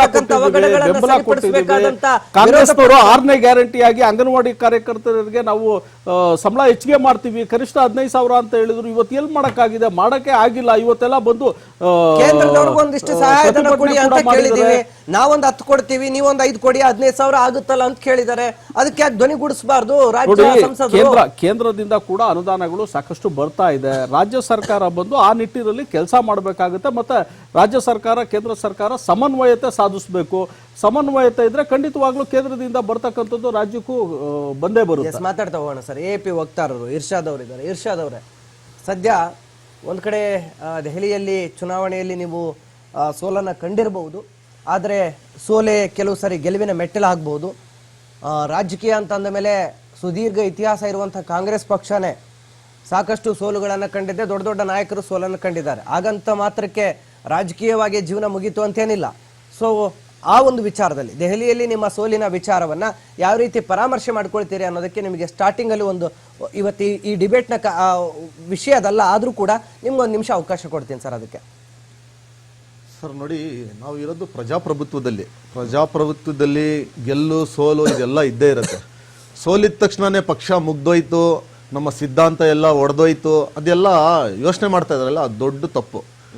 ಸೋಲದ ಮೇಲೆನೆ ನೋಡಿ, ಜನ ಕೊಟ್ಟಿರೋ ತೀರ್ಪಿಗೆ ನಾವು ತಲೆ ಬಗ್ಸ್ಲೇಬೇಕು. ಜನರಿಗಿಂತ ದೊಡ್ಡವ್ರು ಯಾರು ಇಲ್ಲ. ಇದೇ ಜನ ನಮ್ಗೆ 10 ವರ್ಷ ಅವಕಾಶ ಮಾಡಿಕೊಟ್ಟಿದ್ರು, ಕೆಲಸ ಮಾಡಿದ್ದೀವಿ. ಎಲ್ಲ ಒಂದ್ ಕಡೆ ಜನರಿಗೆ ನೋವಾಗಿರ್ಬೇಕು. ನಮ್ಮ ಲೀಡರ್ಗಳಿಗೆ ಜೈಲಿಗೆ ಹಾಕಿದ್ರು, ED IT ಏನೇನೋ ಮಾಡಿದ್ರು. ಇವಾಗ ಅದ್ರ ಬಗ್ಗೆ ಚರ್ಚೆ ಮಾಡಿ ಏನು ಪ್ರಯೋಜನ ಇಲ್ಲ. ಎಲೆಕ್ಷನ್ ಮುಗ್ದಿದೆ, ಜನ BJPಗೆ ಅವಕಾಶ ಮಾಡಿಕೊಟ್ಟಿದ್ದಾರೆ. ಅವ್ರು 5 ವರ್ಷ ಕೊಟ್ಟಿರೋ ಗ್ಯಾರಂಟಿಗಳು ನಡ್ಸ್ಕೊಡ್ತೀವಿ ಅಂತ ನಮ್ಗೆ ಭರವಸೆಗಳಿದೆ. ಇಲ್ಲ ಅಂದ್ರೆ ನಾವು ಅಪೋಸಿಷನ್ ಅಲ್ಲಿ ಅಂತೂ ಇದ್ದೇ ಇದ್ದೀವಿ. ಅದಕ್ಕೆ ಹೆಂಗೆ ಜನರಿಗೆ ತಲುಪಿಸಬೇಕು ನಾವು ತಲುಪಿಸ್ತೀವಿ. ಏನಂತಂದ್ರೆ ಅದ್ರ ಬಗ್ಗೆ ಇವಾಗ ಚರ್ಚೆ ಮಾಡಿ ಘಟಾನುಘಟಿ ನಾಯಕರ ನಡುವೆ ಅಥವಾ ಇಡೀ ದೇಶವನ್ನೇ ಒಂದು ದಂಡಯಾತ್ರೆಯ ರೀತಿ ಕಬ್ಜಾ ಮಾಡಿದಂತ BJPಗೆ ದೆಹಲಿಯನ್ನ ವಶಪಡಿಸ್ಕೊಳ್ಳೋದಾಗ್ಲಿಲ್ಲ. ಸೊ ಅಂತ ಘಟಾನುಘಟಿ ನಾಯಕರ ಮುಂದೆ ಇವತ್ತು ಜನ ನಿಮ್ಮನ್ನ ಮೆಚ್ಚಿದ್ರು, ನಿಮ್ಗೆ ಅಧಿಕಾರ ಕೊಟ್ಟಿದ್ರು. ಸೊ ಇಲ್ಲಿ ಏನಾದ್ರೂ ಸ್ವಯಂಕೃತ ಅಪರಾಧ ಆಯ್ತಾ ಅಂತ? ಜನರ ತೀರ್ಪು ಜನ ಕೊಟ್ಟಿದ್ದ ತೀರ್ಪಿಗೆ ನಾವು ನಮ್ಮ ಕಡೆಯಿಂದ 100% ಎಷ್ಟು ಆಗ್ಬೇಕಾಗಿತ್ತು ಅಷ್ಟು ಕೆಲಸಗಳು ಮಾಡಿದೀವಿ. ಅದ್ರ ಬಗ್ಗೆ ಏನು ಚಿಂತನೆ ಇಲ್ಲ. ಆತರ ಇತ್ತಾ ಇದ್ರೆ ಇನ್ನ 45% ಜನ ನಮ್ ಜೊತೆ ನಿಂತ್ಕೊಂತಾ ಇರಲಿಲ್ಲ. ಬಿಜೆಪಿ ಕೊಟ್ಟಿರೋದೆಷ್ಟು ಇಲ್ಲ, ಆತರ ಹೇಳಲೇಬೇಡ್ದು ನಾವು. ಜನ 45% ಇನ್ನ ಆಮ್ ಆದ್ಮಿ ಪಾರ್ಟಿ ಜೊತೆಲಿ ಇದ್ರೆ 47% ಮಾತ್ರ ಬಿಜೆಪಿ ಜೊತೆಲಿ ಹೋಗಿದ್ದಾರೆ. ಬಿಜೆಪಿಯಲ್ಲಿ ಬರೀ ಸೀಟ್ಗಳು ಜಾಸ್ತಿ ಆಗಿರ್ಬೋದು ಅಷ್ಟೇ. ಆ ಸೀಟ್ ಲೆಕ್ಕಾಚಾರ ನೋಡ್ಕೊಂಡೋದ್ರೆ ಆಗಲ್ಲ. ಆದ್ರೆ ಜನ ನಮ್ ಕೈ ಬಿಟ್ಟಿಲ್ಲ ಎಲ್ಲೋ. ಡೆಲ್ಲಿ ಜನ ಇನ್ನ ಆಮ್ ಆದ್ಮಿ ಪಾರ್ಟಿ ಜೊತೆಲಿನೇ ಇದ್ದಾರೆ. ಅದ್ ಕೊಟ್ಟಿರೋ ಅವಕಾಶಕ್ಕೆ ನಾವು ಕೆಲಸ ಮಾಡಿ ಕೊಟ್ಟಿದೀವಿ. ಎಲ್ಲೋ ಒಂದ್ ಕಡೆ ಜನರಿಗೆ ನೋವಾಗಿದೆ. ನಾವು ಹೇಳ್ತಾ ಇದೀವಿಲ್ಲ, ನಮ್ಮ ಲೀಡರ್ಗಳಿಗೆ ಜೈಲಿಗೆ ಹಾಕಿದ್ದು ಅದೆಲ್ಲ ನಿಜಾನೇ. ಅದ್ರ ಬಗ್ಗೆ ಏನು ಇವಾಗ ಚರ್ಚೆ ಮಾಡಿ ಅದೇನು ಬರಂಗಿಲ್ಲ. ನಾವು ಅಪೋಸಿಷನ್ ಇದ್ದೀವಿ, ಕೆಲಸ ಮಾಡ್ತೀವಿ. ಆದ್ರೆ ಇವಾಗ ಸದ್ಯಕ್ಕೆ ಇರೋ ಟಾಪಿಕ್ ಕರ್ನಾಟಕದ ಬಿಜೆಪಿ ಸರ್ಕಾರದ ಬಗ್ಗೆ ನಾವು ಏನಕ್ಕೆ ಅಪೋಸಿಷನ್ ಅವರು ಚರ್ಚೆ ಮಾಡ್ತಾ ಇದೀವಿ ಅಂದ್ರೆ ಇದು ಬಹಳ ಇಂಪಾರ್ಟೆಂಟ್. ಜನ ಅರ್ಥ ಮಾಡ್ಕೊಳ್ಬೇಕು. ಏನಕ್ಕೆ ಮೀಡಿಯಾದವರು ಇದು ಚರ್ಚೆ ಮಾಡ್ತಾ ಇದಾರೆ ಅಂದ್ರೆ, ಎಷ್ಟು ಇಂಪಾರ್ಟೆಂಟ್ ಕಾಂಗ್ರೆಸ್ ಸರ್ಕಾರನೋ ಅಷ್ಟೇ ಇಂಪಾರ್ಟೆಂಟು ಬಿಜೆಪಿನೂ. ಏನಕ್ಕಂದ್ರೆ ಸರ್ಕಾರ ಕೆಲಸ ಮಾಡ್ಬೇಕಂದ್ರೆ ಅಪೋಸಿಷನ್ ಅನ್ನೋರು ಆಕ್ಟಿವ್ ಇದ್ರೆ ಮಾತ್ರ ಸರ್ಕಾರದವ್ರು ಕೆಲಸ ಮಾಡ್ತಾರೆ. ಇವಾಗ ಅಪೋಸಿಷನ್ ಅಲ್ಲಿ ಇರೋರೇ ಏನು ಕೇಳಿಲ್ಲ ಅಂದ್ರೆ ಸರ್ಕಾರಗಳು ಹೆಂಗ್ ಕೆಲಸ ಮಾಡುತ್ತೆ? ಇವಾಗ ಸದ್ಯಕ್ಕೆ ಮೆಟ್ರೋ ರೇಟ್ಗಳು ಜಾಸ್ತಿ ಆಗಿದೆ, ವಾಟರ್ ಬಿಲ್ ರೇಟ್ ಜಾಸ್ತಿ ಮಾಡಿದ್ದಾರೆ, ಬಾನೆಂತರ ಸಾವುಗಳಾಗಿದೆ, ವಾಲ್ಮೀಕಿಯಲ್ಲಿ ಹಗರಣಗಳಾಗಿದೆ, ಮೈಕ್ರೋ ಫೈನಾನ್ಸ್ ಇದು ನಡೆದಿದೆ, ಟ್ರಾನ್ಸ್ಫರ್ಗಳಲ್ಲಿ ಭ್ರಷ್ಟಾಚಾರ ನಡೀತಾ ಇದೆ. ಬ್ರ್ಯಾಂಡ್ ಬೆಂಗಳೂರು ಅನ್ಕೊಂಡು 1.5 ವರ್ಷ DK ಶಿವಕುಮಾರ್ ಅವರು ಏನೇನೋ ಕನ್ಸು ಕಾಡ್ಬಿಟ್ಟು ಇವಾಗ ಯಾವ್ದು ಬ್ರ್ಯಾಂಡ್ ಬೆಂಗಳೂರು ಕೈ ಬಿಟ್ಟು ಗ್ರೇಟರ್ ಬೆಂಗಳೂರಿಗೆ ಹೋಗ್ತಾ ಇದಾರೆ. ಇದೆಲ್ಲ ಕೇಳ್ಬೇಕಾಗಿರೋ ಯಾರು? ಅಪೋಸಿಷನ್ ಅಲ್ಲಿ ಇರೋರು. ಅಪೋಸಿಷನ್ ಅಲ್ಲಿ ಇದ್ರೆ ಆಕ್ಟಿವ್ ಇದ್ರೆ ತಾನೇ ಅವ್ರು ಕೇಳ್ತಾರೆ. ಅದ್ರ ಬಗ್ಗೆ ಚರ್ಚೆನೆ ಮಾಡ್ತಾ ಇಲ್ಲ. ಅಪೋಸಿಷನ್ ಅವ್ರಿಗೆ ಏನಿದ್ರು ಬರೀ ನಾನು ರಾಜ್ಯಾಧ್ಯಕ್ಷರಾಗಬೇಕು, ನನ್ಗೆ ಇದು ಮಾಡಬೇಕು ಅದು ಮಾಡಬೇಕು ಅಂತ. ಅಪೋಸಿಷನ್ ಅಲ್ಲಿ ಇಟ್ಕೊಂಡೇ ಇಷ್ಟು ಒಳಜಗಳಗಳಿದೆ. ಏನಾದ್ರೂ ಇವ್ರ ಕೈಗೆ ಸರ್ಕಾರ ಇತ್ತಾ ಇದ್ರೆ ಏನೇನ್ ಮಾಡ್ತಾ ಇದ್ರು ಬಿಜೆಪಿ ಅವರು? ದಯವಿಟ್ಟು ಒಳಜಗಳಗಳು ಬಿಟ್ಟು ಸ್ವಲ್ಪ ಕರ್ನಾಟಕ ಕಡೆ ಗಮನ ಕೊಡಬೇಕು ಅಂತ ನಾನು ಬಿಜೆಪಿ ಅವ್ರ ಹತ್ರ ರಿಕ್ವೆಸ್ಟ್ ಮಾಡ್ತೀನಿ. ಖಂಡಿತ ತಾವು ಹೇಳಿದಂತೆ ಸದ್ಯಕ್ಕೆ ರಾಜ್ಯದಲ್ಲಿ ಒಂದು ರೀತಿ ವಿರೋಧ ಪಕ್ಷಗಳ ಈ ಒಂದು ಬಣ ಬಡಿದಾಟ, ಕೆಸರೆರಚಾಟ, ಒಂದು ಕಡೆ ಆಡಳಿತ ಪಕ್ಷಕ್ಕೆ ಬಿಸಿ ಮುಟ್ಟಿಸಿದ ಒಂದು ವಾತಾವರಣ ನಿರ್ಮಾಣ ಆಗಿದೆ. ಸೊ ಒಂದು ಕಡೆ ಆಡಳಿತ ಪಕ್ಷಕ್ಕೂ ಕೂಡ ಆನೆ ನಡೆದಿದ್ದೇ ದಾರಿ ಅನ್ನುವ ಪರಿಸ್ಥಿತಿ ಸಹಜವಾಗಿ ಇಲ್ಲಿ ನಿರ್ಮಾಣ ಆಗಿದೆ ಅನ್ನೋದು ಕಂಡು ಬರ್ತಾ ಇದೆ. ಇತ್ತ ಬಿಜೆಪಿಯ ಬಣ ಬಡಿದಾಟಕ್ಕೆ ಇನ್ನಾದರೂ ಬ್ರೇಕ್ ಬೀಳುತ್ತಾ ಅನ್ನುವಂಥ ವಾತಾವರಣ ದೆಹಲಿ ಮಟ್ಟದಲ್ಲೂ ಕೂಡ ಸದ್ಯಕ್ಕೆ ಕಾಣ್ತಾ ಇದ್ದೀವಿ. ದೆಹಲಿ ಮಟ್ಟದಲ್ಲಿ ಈ ಸರ್ಕಸ್ ಇವತ್ತು ನಡೀತಾ ಇದೆ. ಆ ವಿಚಾರದಲ್ಲಿ ನಾವು ಇವತ್ತು ಚರ್ಚೆನ ಮಾಡ್ತಾ ಇದ್ದೀವಿ. ನಮ್ಮ ಜೊತೆ ಕಾಂಗ್ರೆಸ್ ವಕ್ತಾರರು ಸ್ವಾತಿ ಚಂದ್ರಶೇಖರ್ ಅವರು ಕೂಡ ಈಗ ಜಾಯ್ನ್ ಆಗಿದ್ದಾರೆ. ಮೇಡಮ್ ನಮಸ್ಕಾರ. ಮೇಡಮ್ ಕಾರ್ಯಕ್ರಮಕ್ಕೆ ಸ್ವಾಗತ. ಮೇಡಮ್, ಇವತ್ತು ಕಾಂಗ್ರೆಸ್ ಪಕ್ಷದಲ್ಲೂ ಕೂಡ ಆಂತರಿಕ ಬಣ ಬಡಿದಾಟಗಳಿದೆ. ಅದರಲ್ಲೂ ಕೂಡ ಅಧಿಕಾರ ವಿಚಾರಕ್ಕೆ ಸಂಬಂಧಪಟ್ಟಂತೆ ಸಾಕಷ್ಟು ಒಂದು ಹೇಳಿಕೆಗಳು ಹೊರಗೆ ಬರ್ತಾ ಇರುತ್ತೆ, ರಾಜಕೀಯ ಹೈಡ್ರಾಮಾಗಳು ನೋಡ್ತಾ ಇದ್ದೀವಿ. ಈ ಕಡೆ ಬಿಜೆಪಿಯಲ್ಲೂ ಕೂಡ ಈ ರೀತಿಯ ಒಂದು ಬಣ ಬಡಿದಾಟ ಇದೆ. ಆಡಳಿತ ಮತ್ತು ವಿರೋಧ ಪಕ್ಷದಲ್ಲಿರುವಂಥ ಎಲ್ಲ ರಾಜಕೀಯ ಪಕ್ಷಗಳು ಈ ರೀತಿ ಒಬ್ಬರ ಮೇಲೆ ಒಬ್ಬರು ರಾಜಕೀಯವಾಗಿ ಒಂದು ಟೀಕೆಗಳನ್ನು ಮಾತಾಡ್ಕೊಳ್ತಾ ಬಣ ಬಡಿದಾಟ ಮಾಡ್ಕೊಳ್ತಾ ಹೋದ್ರೆ ರಾಜ್ಯದ ಅಭಿವೃದ್ಧಿ ಮಾಡೋರು ಯಾರು ಮೇಡಮ್? ಅಲ್ಲ ವಿಜಯ್ ಅವರೇ, ಯಾಕೆ ನೀವು ನನಗೆ ಎಲ್ಲ ಮಾಧ್ಯಮದವರೆಗೂ ಇರುವಂತ ಒಂದು ಪ್ರಶ್ನೆ, ಒಂದು ಕಳಕಳಿಯ ಪ್ರಶ್ನೆ ನಾನು ಕೇಳೋದಕ್ಕೆ ಇಷ್ಟಪಡ್ತೀನಿ. ಬಹುಶಃ ಸದ್ಯದಲ್ಲೇ ಸಾಧ್ಯ ಆದ್ರೆ ಒಂದು ಪ್ರೆಸ್ ಮೀಟ್ ಕೂಡ ಮಾಡ್ತೀನಿ ಇದ್ರ ಬಗ್ಗೆ. ನೀವು ಬಿಜೆಪಿಯಲ್ಲಿ ಇರುವಂತಹ ಸಮಸ್ಯೆಗಳನ್ನ ಕಾಂಗ್ರೆಸ್ ನಲ್ಲಿ ಇರುವಂತಹ ಸಮಸ್ಯೆಗಳಿಗೆ ಯಾಕೆ ಈಕ್ವೇಟ್ ಮಾಡ್ತಾ ಇದೀರಿ ನಮಗಂತೂ ಖಂಡಿತವಾಗ್ಲೂ ಅರ್ಥ ಆಗ್ತಿಲ್ಲ. Point number 1. ಅಲ್ರಿ, ಬೀದಿಗಿಳಿದು ಕೊರಳಪಟ್ಟಿ ಹಿಡ್ಕೊಂಡು ರಸ್ತೆಗಿಳಿದು ಹೆಣ್ಮಕ್ಳಾಗಿದ್ರೆ ಜುಟ್ ಹಿಡ್ಕೊಂಡು ಜಗಳ ಆಡ್ತಿದ್ರೇನೋ ಅಲ್ಲಿ. ಅತಿ ಹೆಚ್ಚು ಗಂಡ್ಮಕ್ಳು ಇರೋದ್ರಿಂದ ಬಹುಶಃ ಕೊರಳಪಟ್ಟಿ ಹಿಡ್ಕೊಂಡು ಜಗಳ ಆಡ್ತಿದ್ದಾರೆ. ಬಾಯಿಗೆ ಬಂದಂಗೆ ಛೀ ಥೂ ಅಂತ ಉಕ್ಕೊಂಡು ಮಾಧ್ಯಮಗಳಲ್ಲಿ ಜಗಳ ಆಡ್ತಿರೋರನ್ನ ನೀವು ಕಾಂಗ್ರೆಸ್ಸಿಗೆ ಯಾಕೆ ಈಕ್ವೇಟ್ ಮಾಡ್ತಾ ಇದ್ದೀರಿ? ಇದಕ್ಕೂ ಕಾಂಗ್ರೆಸ್ನಲ್ಲಿ ನಡೀತಾ ಇರುವಂತಹ ಕೆಲವೊಂದಿಷ್ಟು ಪದವಿಗಳ ಬದಲಾವಣೆಗೂ ಯಾವ ಹೋಲಿಕೆ ಕೂಡ ಇಲ್ಲ, ಆಯ್ತಾ? ಅವ್ರ ಮನೆಯಲ್ಲಿ ಹೆಣಗಳ ರಾಶಿ ಸತ್ತು ಬಿದ್ದಿವೆ. ಇಲ್ಲೇನೋ ಒಂದು ಜಿರ್ಲೆ ನಮ್ಮ ಪಕ್ಷದಲ್ಲಿ ಸತ್ತಿದೆ ಅನ್ನುವಂತ ವದಂತಿಗೆ ನೀವು ಅದನ್ನ ದಯವಿಟ್ಟು ಬಿಜೆಪಿಗೆ ಮತ್ತು ಕಾಂಗ್ರೆಸ್ ಅನ್ನ ತುಲನೆ ಮಾಡುವಂತಹ ಕೆಲಸವನ್ನ ಮಾಡಬೇಡಿ. ಮೊದಲನೇ ವಿಚಾರ. ಹೆಗ್ಗಣ ಬಿದ್ರೂ ಅದು ವೇಸ್ಟ್, ಜಿರಳೆ ಬಿದ್ರೂ ಅದು ವೇಸ್ಟ್. ವಿಷಯ ನಮ್ಮ ಮನೇಲಿ ನಾವು ಹಿಟ್ ಹಾಕಿ ಜಿರ್ಲೆನ್ ಯಾಕೆ ಸಾಯಿಸ್ತೀವಿ ಅಂತಂದ್ರೆ ಅದು ಬೇರೆ ಏನು ಸಮಸ್ಯೆಗಳನ್ನ ಮಾಡಬಾರ್ದು ಅಂತ. ಆದ್ರೆ ಇಲ್ಲಿ ಹ್ಯೂಮನ್ ಮ್ಯಾಸಕರ್ ಆಗ್ತಾ ಇದೆ, ಅದ್ರ ಬಗ್ಗೆ ಚರ್ಚೆ ಮಾಡಬೇಕಾಗಿರೋದು. ಮಾಧ್ಯಮಗಳ ವಿಚಾರದಲ್ಲಿ ಮಾತಾಡಬೇಕಾದ್ರೆ ನಾನು ಒಂದು ವಿಚಾರವನ್ನ ತಮ್ಮ ಮುಂದೆ ಸ್ಪಷ್ಟೀಕರಣ ಕೊಡ್ಲೇಬೇಕಾಗುತ್ತೆ.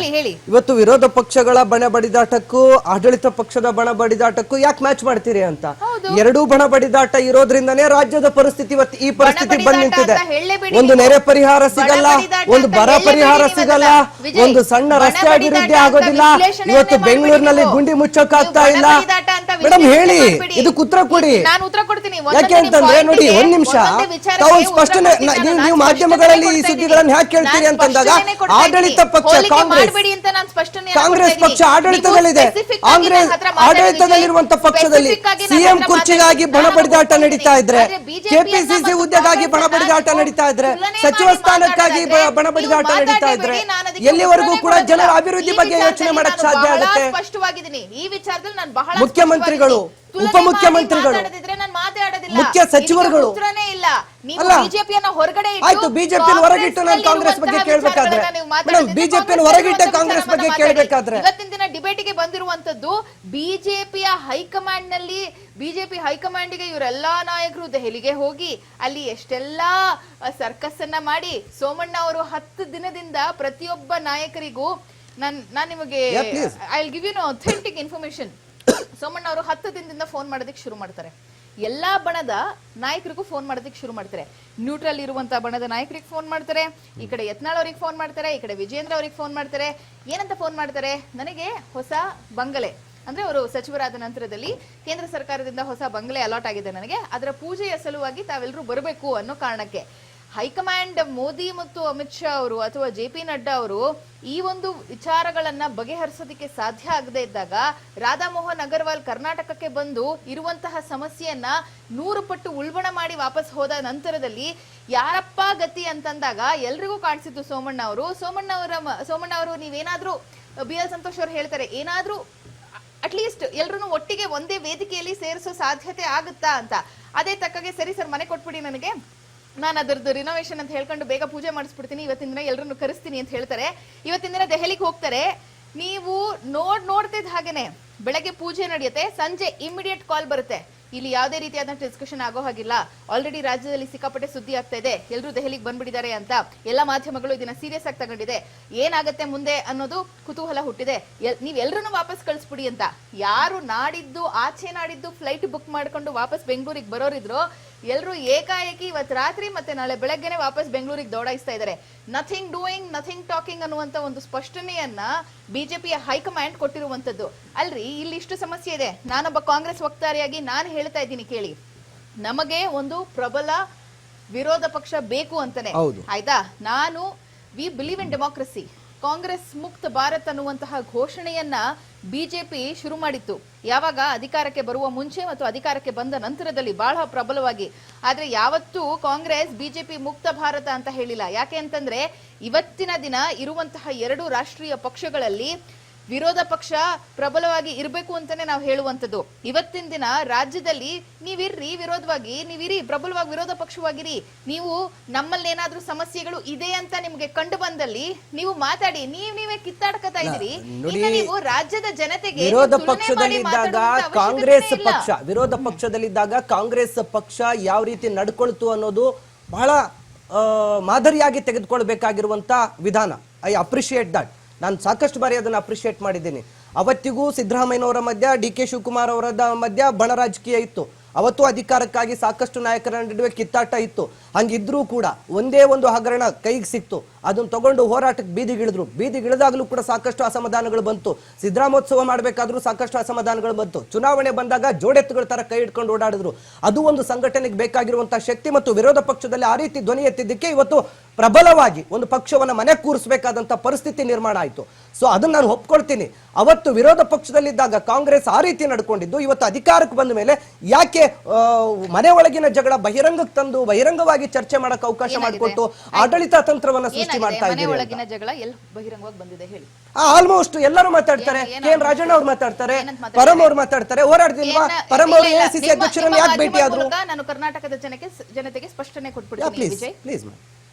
3 ವಿಚಾರಗಳು ಮಾಧ್ಯಮಗಳು ಆಲ್ರೆಡಿ ಮಾತಾಡ್ತಿರುವಂತದ್ದು. ಮುಖ್ಯಮಂತ್ರಿಯ ಬದಲಾವಣೆ ಅನ್ನುವಂತಹ ಒಂದು ವಿಚಾರ ಆಗಿರಬಹುದು, KPCC ಅಧ್ಯಕ್ಷರ ಬದಲಾವಣೆ ಅನ್ನುವಂತಹ ಒಂದು ವಿಚಾರಣೆ ಆಗಿರಬಹುದು, ಮತ್ತು ಈ ಡಿನ್ನರ್ ಮೀಟ್ಗಳಾಗಿರ್ಬೋದು. ಈ 3 ವಿಚಾರಗಳನ್ನ ಮಾಧ್ಯಮಗಳು ಬಿಜೆಪಿಯಲ್ಲಿ ಸಮಸ್ಯೆ ಶುರುವಾದಾಗೆಲ್ಲ ಅದರಲ್ಲಿ ಕಾಂಗ್ರೆಸ್ಸಿನ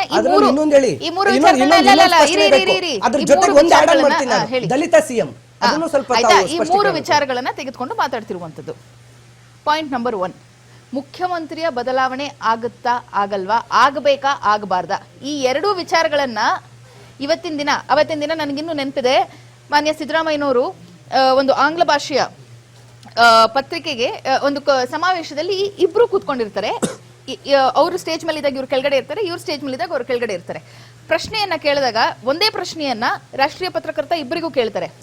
ಆಗ ಮುಖ್ಯಮಂತ್ರಿಗಳು ಹೇಳ್ತಾರೆ ಮತ್ತೆ ಉಪಮುಖ್ಯಮಂತ್ರಿಗಳು ಕೂಡ ಹೇಳ್ತಾರೆ, ಇಬ್ರು ಸಿಎಂ ರೇಸ್ ನಲ್ಲಿ ಇದೀವಿ, ಆದ್ರೆ ಫಸ್ಟ್ ನಮ್ಮ ಪ್ರಿಯಾರಿಟಿ ಏನು ಅಂತಂದ್ರೆ ಇಲ್ಲಿರುವಂತ ಭ್ರಷ್ಟ ಸರ್ಕಾರವನ್ನ ಕಿತ್ತು ಒಗಿಬೇಕು, ಅದಾದ್ಮೇಲೆ high command will decide what is it ಅನ್ನುವಂಥದ್ದು. ಇವತ್ತಿನ ದಿನಕ್ಕೂ ಕೂಡ ಬಹಿರಂಗವಾಗಿ ಅವರು ಬಂದು ಹೇಳಿದಾರ ಅಥವಾ ಬಹಿರಂಗವಾಗಿ ಉಪಮುಖ್ಯಮಂತ್ರಿಗಳು ಬಂದು ಮಾತಾಡ್ತಾ ಇದಾರ? ಎಲ್ಲೋ ನಿಮಗೆ ಮಾಧ್ಯಮದಲ್ಲೇ ಊಹಾಪೋಹ ಇರ್ಬೋದೇನೋ ಹೊರತು ಬಹಿರಂಗವಾಗಿ ಯಾರು ಕೂಡ ಬಂದು ಮಾತಾಡ್ತಾ ಇಲ್ಲ. ಕೂತ್ಕೊಂಡು ಕೂತ್ಕೊಂಡು ಕಿತ್ತಾಡ್ತಿಲ್ಲ. ಇಲ್ಲ, ಬೆಂಕಿಯನ್ನ ಮಾಧ್ಯಮ ಸೃಷ್ಟಿ ಮಾಡಿದ್ರೆ ನಾನೇನ್ ಮಾಡೋದಕ್ಕಾಗೋದಿಲ್ಲ. ಇನ್ನ ಎರಡನೇ ವಿಚಾರ, ನನ್ನ ಸ್ಪಷ್ಟನೆ ತಗೊಳ್ಳದಿದ್ರೆ ನನ್ನ ಸ್ಪಷ್ಟನೆ ನನ್ನ ಸ್ಪಷ್ಟನೆಯನ್ನ ನಾನು ಮುಗಿಸ್ಬಿಡ್ತೀನಿ, ಆಯ್ತಾ? ಇನ್ನ ಎರಡನೇ ವಿಚಾರ, ನೀವು ಮಾತಾಡ್ತಾ ಇರುವಂತದ್ದು ಕೆಪಿಸಿಸಿ ಅಧ್ಯಕ್ಷರ ಬದಲಾವಣೆ ಅನ್ನುವಂಥದ್ದು, ಮತ್ತೆ ಅದಕ್ಕೆ ರಾಜಣ್ಣ ಅವರು ಕೊಟ್ಟಂತಹ ಉತ್ತರ ಆಗಿರ್ಬೋದು, ಪರಮೇಶ್ವರ್ ಅವರು ಕೊಟ್ಟಂತಹ ಉತ್ತರ ಆಗಿರ್ಬೋದು.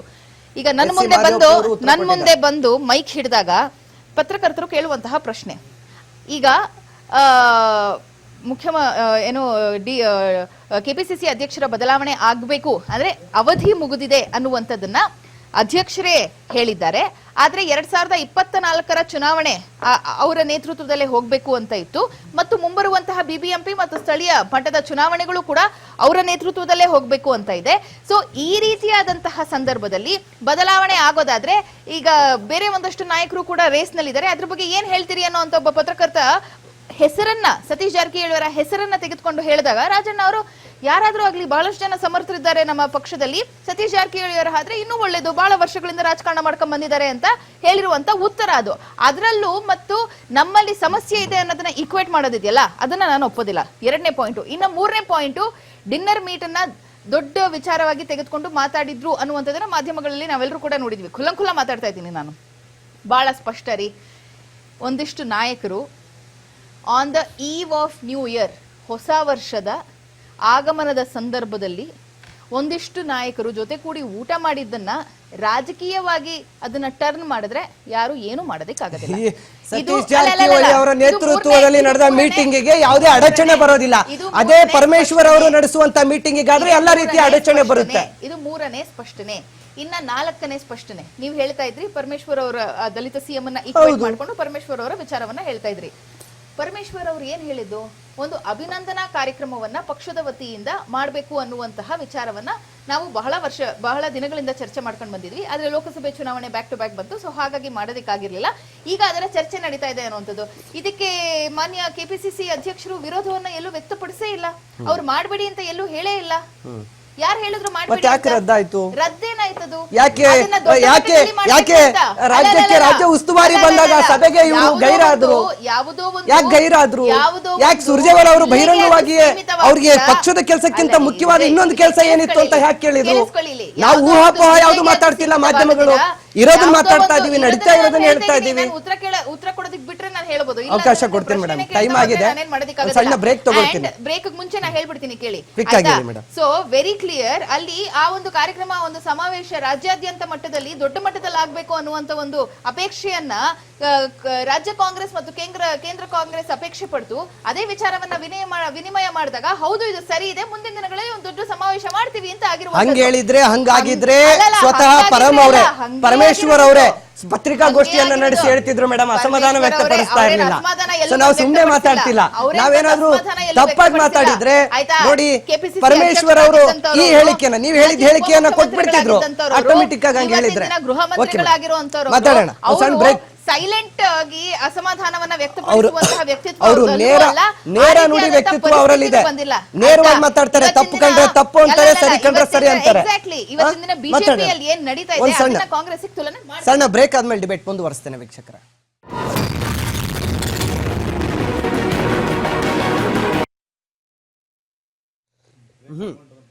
ಇಲ್ಲ ಮೇಡಮ್, ಇಲ್ಲಿ ಕೆಳಗಡೆ ಪೈಯಲ್ಲಿ ಗ್ರೀನ್ ಟೀ ಮಾಡಲ್ಲ ಅವರು, ಪೈಯಲ್ಲಿ ಮಾಡಲ್ಲ. ಬೇಬಿ ಬೇರೆ ಕಡೆಯಿಂದ ಎಲ್ಲಾದ್ರೂ ತರಿಸಿರ್ಬೋದು. ಕಾಫಿ ತಗೊಳ್ಳಿ, ಕಾಫಿ.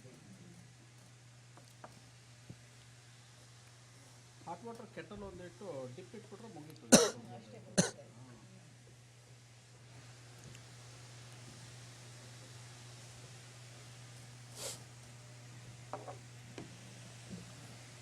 ಈ ತರ ಸಬ್ಜೆಕ್ಟ್ ಇಟ್ಬಿಟ್ಟು ಅವರೇ ಬರ್ದೆ ನಮ್ಮನ್ನ ಕರೆದು ಮಾತಾಡಿ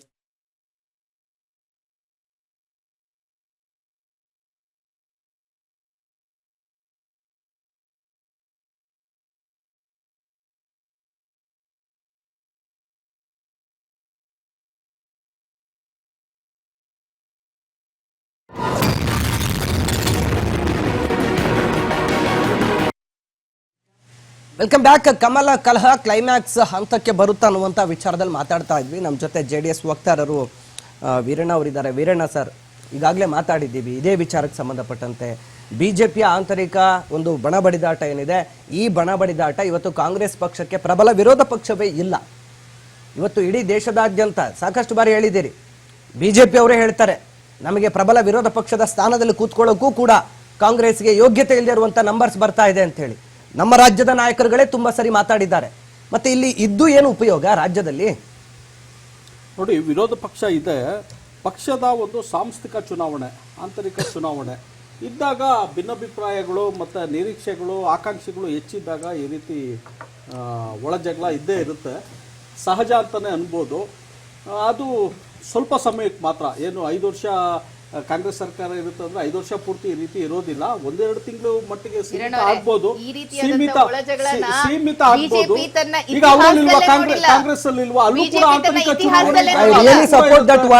ಈ ರೀತಿಯ ಒಳ ಜಗಳ ಅಥವಾ ಈ ರೀತಿಯ ಬಹಿರಂಗ ಬಣ ಬಡಿದಾಟ ಅಥವಾ ಈ ರೀತಿಯ ಹೈಕಮಾಂಡ್ ನಾಯಕರಿಗೂ ಸೆಟ್ ಹೊಡೆದು ಮಾತನಾಡುವಂತ ಒಂದು ವ್ಯವಧಾನ ಬಿಜೆಪಿಯ ಇತಿಹಾಸದಲ್ಲಿ ಯಾವ ರಾಜ್ಯದಲ್ಲೂ ಕಾಣ್ಲಿಕ್ಕಿಲ್ಲ. ಮೇ ಬಿ ನೋಡಿ, ಇವತ್ತು ಪವರ್ ಶೇರಿಂಗ್ ವಿಷಯದಲ್ಲಿ ಕಾಂಗ್ರೆಸ್ ಅಲ್ಲಿ ನೋಡಿ ಏನಾಗ್ತಿದೆ. ಇವತ್ತು ಇನ್ನು ಟರ್ಮ್ ಅವರು 30 ತಿಂಗಳ ಇಲ್ಲ 3 ವರ್ಷ 2 ವರ್ಷನ ಗೊತ್ತಿಲ್ಲ ನಮ್ಗೆ. ಹೈಕಮಾಂಡ್ ಯಾವ ರೀತಿ ತೀರ್ಮಾನ ಮಾಡಿದೆ ಗೊತ್ತಿಲ್ಲ. ಇವತ್ತು ಪವರ್ ಶೇರಿಂಗ್ ವಿಷಯದಲ್ಲಿ ಇವತ್ತು ಯಾವ ರೀತಿ ನೋಡಿ ವೆರಿ ಬಿಗಿನಿಂಗ್ ಬಂದು ಸಿದ್ದರಾಮಯ್ಯ ಅವರು DK ಶಿವಕುಮಾರ್ ಅವರು ಇಬ್ರು ರೇಸಲ್ಲಿ ಇದ್ರು.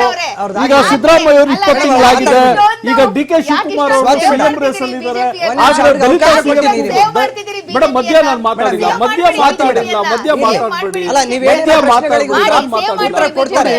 ದಲಿತ ಸಿಎಂ ಕೂಗ್ ಬಂದಿದೆ. ಇವತ್ತು ಖರ್ಗೆ ಅವರು ಇರ್ಬೋದು ಮತ್ತೆ ಪರಮೇಶ್ವರ್ ಇರ್ಬೋದು, ಅವರು ಕೂಡ ಮಾತುಕತೆಯಲ್ಲಿದ್ದಾರೆ. ಎಲ್ಲೋ ಅವ್ರ ಕಡೆ ತಾವು ಹೇಳ್ತಾ ಇದ್ರಿ ಈ ಒಂದು ದಲಿತ ಸಮಾವೇಶ ಅದು ಕೂಡ ಕ್ಯಾನ್ಸಲ್ ಆಯ್ತು. ಆಗ್ಲಿ ಬಿಡಿ, ಒಳ್ಳೇದಲ್ಲ. ದಲಿತ ತಪ್ಪು. ಬಿಜೆಪಿಯಲ್ಲಿ 3 ಸಿಎಂ ಬದಲಾವಣೆ ಆದ್ರೂ ಏನು ನೋಡಿ, ಅದು ಅವರ ಆಂತರಿಕ ವಿಷಯ. ಮತ್ತೆ ಕಾಂಗ್ರೆಸ್ ಅವ್ರು ಯಾರಿಗ್ ಬೇಕಾದ್ರು 138 ಜನ ಏನು MLA ಗಳಿದ್ದಾರೆ, ಎಲ್ಲರೂ ಕೂಡ ಸಿಎಂ ಆಕಾಂಕ್ಷಿಗಳು ಇರೋದು ಸಹಜನೇ. ಆದ್ರೆ ಅವರು ಹೈಕಮಾಂಡ್ ಡಿಸೈಡ್ ಮಾಡ್ಬೇಕಾಗತ್ತೆ. ಆದ್ರೆ ಎಲ್ಲೋ ಒಂದು ಕಡೆ ಅವರು ಏನ್ ಹೇಳಿದ್ರು, ಒಳ್ಳೆ ಆಡಳಿತ ಕೊಡ್ತೀವಿ, ಭ್ರಷ್ಟಾಚಾರ ರಹಿತ ಆಡಳಿತ ಕೊಡ್ತೀವಿ ಅಂತ ಅಧಿಕಾರಕ್ಕೆ ಬಂದವರು ಇವತ್ತು ಎಲ್ಲಾದ್ರಲ್ಲೂ ಭ್ರಷ್ಟಾಚಾರ ಮಾಡಿದ್ದಾರೆ. ವಾಲ್ಮೀಕಿ ನಿಗಮ ಇರ್ಬೋದು, ಮೂಡಾದಲ್ಲಿ ಇರ್ಬೋದು, ಯಾವುದೇ ತಗೊಳ್ಳಿ, ಯಾವುದೇ ರೀತಿ ಇಲ್ಲ.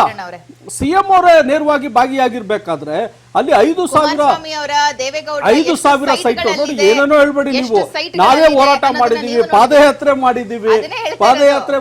5,000 ಸೈಟ್ಗಳು, ಸುಮಾರು 5,000 ಕೋಟಿ ಅವ್ಯವಹಾರ ಆಗಿದೆ ಅಲ್ಲಿ. ಇವತ್ತು ಕೋರ್ಟಲ್ಲಿ ಕೇಸ್ ನಡೀತಾ ಇದೆ.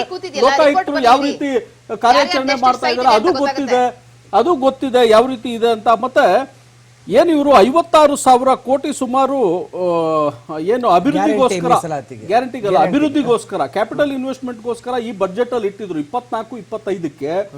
ನೀವು ಡಿಸೆಂಬರ್ ವರೆಗೂ ತೆಗೆದು ನೋಡಿ, 9 ತಿಂಗಳಲ್ಲಿ ಕೇವಲ 23,000 ಕೋಟಿ ಮಾತ್ರ ಖರ್ಚು ಮಾಡ್ಲಿಕ್ಕೆ ಇವ್ರ ಕೈಲಾಗಿದೆ. 37-38% ಬರುತ್ತೆ ಪರ್ಸೆಂಟೇಜ್ ನೋಡಿದ್ರೆ. ಅಂದ್ರೆ ಇಟ್ಟಿರೋದೇ ಬಹಳಷ್ಟು ಕಮ್ಮಿ ಕ್ಯಾಪಿಟಲ್ ಇನ್ವೆಸ್ಟ್ಮೆಂಟ್. ಏನು ಬಡ್ಜೆಟ್ ಇರುತ್ತೆ, ಬಡ್ಜೆಟ್ ಅಲ್ಲಿ ಕನಿಷ್ಠ 25% ಆದ್ರೂ ಅಭಿವೃದ್ಧಿಗೆ ಮೀಸಲಿಡಬೇಕು.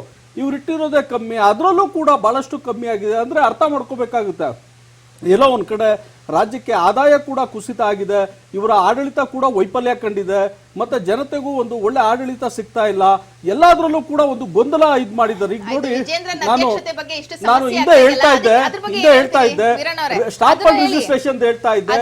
ಸ್ಟಾಪ್ ಅಂಡ್ ರಿಜಿಸ್ಟ್ರೇಷನ್ ಅದು ಸಾಫ್ಟ್ವೇರ್ ಏನೋ ಪ್ರಾಬ್ಲಮ್, ಕಾವೇರಿ 2 ಏನೋ ಪ್ರಾಬ್ಲಮ್ ಇದೆ ಅಂತ ಹೇಳ್ತಾ ಇದ್ದಾರೆ. ಇವತ್ತು ಪ್ರತಿದಿನ 100 ಕೋಟಿ ಆದಾಯ ಬರ್ತಾ ಇತ್ತು, ಆ ಇಲಾಖೆಗೆ 10-20 ಕೋಟಿ ಆದಾಯ ಬರ್ತಾ ಇಲ್ಲ. ಆ ಪರಿಸ್ಥಿತಿಯಲ್ಲಿ ರಾಜ್ಯ ಸರ್ಕಾರ ಇದೆ ಇವತ್ತು. ಜನರಿಗೂ ಕೂಡ ಅವ್ರಿಗೆ ಲೋನ್ ಬೇಕಾದ್ರೆ ಬ್ಯಾಂಕ್ ಲೋನ್ ಸಿಗ್ತಾ ಇಲ್ಲ.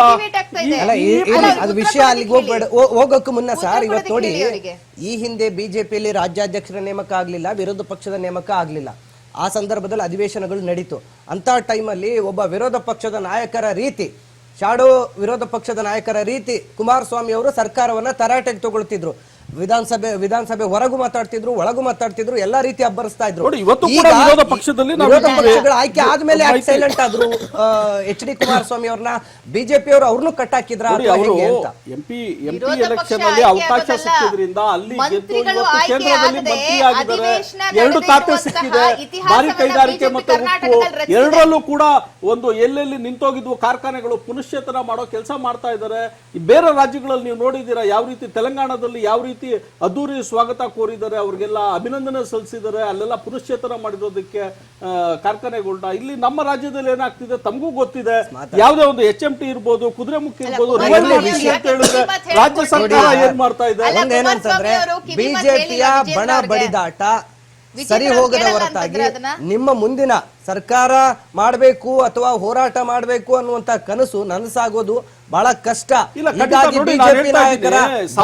ಚುನಾವಣೆ ಏನಿದೆ ಪ್ರತಿ 2 ವರ್ಷಕ್ಕೊಮ್ಮೆ ಎಲ್ಲಾ ಪಕ್ಷಗಳಲ್ಲೂ ಮಾಡ್ತಾರೆ. ಆ 24 ತಿಂಗಳು 2 ವರ್ಷದಲ್ಲಿ 1-2 ತಿಂಗಳು ಸಾಮಾನ್ಯ ಈ ರೀತಿ ಏನಾದ್ರೂ ಇದ್ದೇ ಇರುತ್ತೆ, 2 ತಿಂಗಳು. ಅದರಿಂದ ಏನು ಯಾವುದೇ ರೀತಿ ತೊಂದರೆ ಅಂತೂ ಆಗೋದಿಲ್ಲ. ಮೈತ್ರಿಗಾಗಿರ್ಬೋದು ಅಥವಾ ನಮ್ಮ ಬಿಜೆಪಿ JDS ನ ಸಂಘಟನೆಗಿರ್ಬೋದು, ಇಲ್ಲ ಸರ್ಕಾರದ ವಿರುದ್ಧ ಹೋರಾಟಕ್ಕೆ ಇರ್ಬೋದು, ಯಾವುದೇ ರೀತಿ ತೊಂದರೆ ಆಗೋದಿಲ್ಲ. ಖಂಡಿತವಾಗ್ಲೂ ಜನ ಅಂತೂ ನೋಡಿ, ಸರಿಯಾದ ಸಮಯಕ್ಕೆ ಸಂದರ್ಭಕ್ಕೆ ಇವರು ತಾಲೂಕ್ ಪಂಚಾಯತಿ ಜಿಲ್ಲಾ ಪಂಚಾಯತಿ ಎಲೆಕ್ಷನ್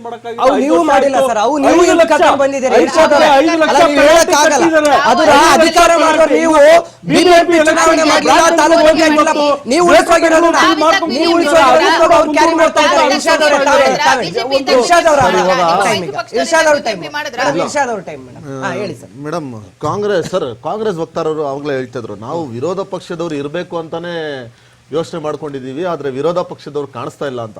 ವಿರೋಧ ಪಕ್ಷವ್ರಿಗೆ ಮಾತಾಡಕ್ ಬಿಟ್ರೆ ತಾನೇ ವಿರೋಧ ಪಕ್ಷದವರು ಇರ್ತಾರೆ. ಇಲ್ಲಿ ಸ್ಟುಡಿಯೋದಲ್ಲಿನೇ ಮೇಡಮ್ ಅವ್ರು ಮಾತಾಡಕ್ ಬಿಡ್ತಾ ಇಲ್ಲ, ಅಲ್ಲಿ ವಿಧಾನಸೌಧದಲ್ಲಿ ಮಾತಾಡಕ್ ಬಿಡ್ತಾರ ಕಾಂಗ್ರೆಸ್ ಅವರು? ಅದಕ್ಕೆ ವಿರೋಧ ಪಕ್ಷ ಮೇಡಮ್